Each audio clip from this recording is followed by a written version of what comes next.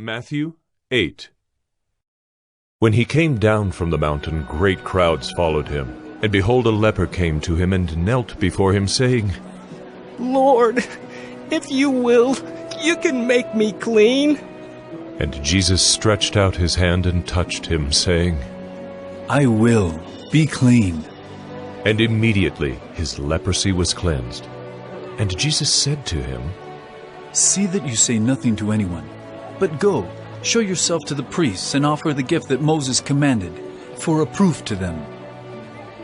When he entered Capernaum, a centurion came forward to him, appealing to him. Lord, my servant is lying paralyzed at home, suffering terribly. And he said to him, I will come and heal him. But the centurion replied, Lord, I am not worthy to have you come under my roof, but only say the word, and my servant will be healed. For I too am a man under authority, with soldiers under me. And I say to one, Go, and he goes, and to another, Come, and he comes, and to my servant, Do this, and he does it. When Jesus heard this, he marveled and said to those who followed him, Truly I tell you, with no one in Israel have I found such faith. I tell you, many will come from east and west and recline at table with Abraham, Isaac, and Jacob in the kingdom of heaven, while the sons of the kingdom will be thrown into the outer darkness. In that place there will be weeping and gnashing of teeth. And to the centurion Jesus said, Go, let it be done for you as you have believed. And the servant was healed at that very moment. And when Jesus entered Peter's house, he saw his mother-in-law lying sick with a fever. He touched her hand, and the fever left her, and she rose and began to serve him. That evening they brought to him many who were oppressed by demons, and he cast out the spirits with a word, and healed all who were sick. This was to fulfill what was spoken by the prophet Isaiah. He took our illnesses and bore our diseases.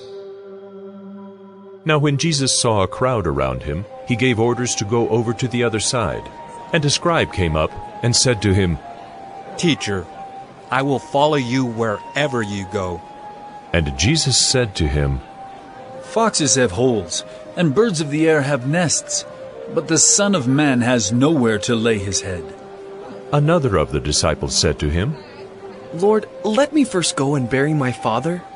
And Jesus said to him, Follow me, and leave the dead to bury their own dead. And when he got into the boat, his disciples followed him. And behold, there arose a great storm on the sea, so that the boat was being swamped by the waves. But he was asleep. And they went and woke him, saying, Save us, Lord! We are perishing! And he said to them, Why are you afraid, O you of little faith? Then he rose and rebuked the winds and the sea. And there was a great calm. And the men marveled, saying, What sort of man is this, that even winds and sea obey him? And when he came to the other side, to the country of the Gadarenes, 2 demon-possessed men met him, coming out of the tombs, so fierce that no one could pass that way. And behold, they cried out, What have you to do with us, O Son of God? Have you come here to torment us before the time? Now a herd of many pigs was feeding at some distance from them, and the demons begged him, saying, If you cast us out, send us away into the herd of pigs. And he said to them, Go. So they came out and went into the pigs, and behold, the whole herd rushed down the steep bank into the sea and drowned in the waters. The herdsmen fled, and going into the city they told everything, especially what had happened to the demon-possessed men.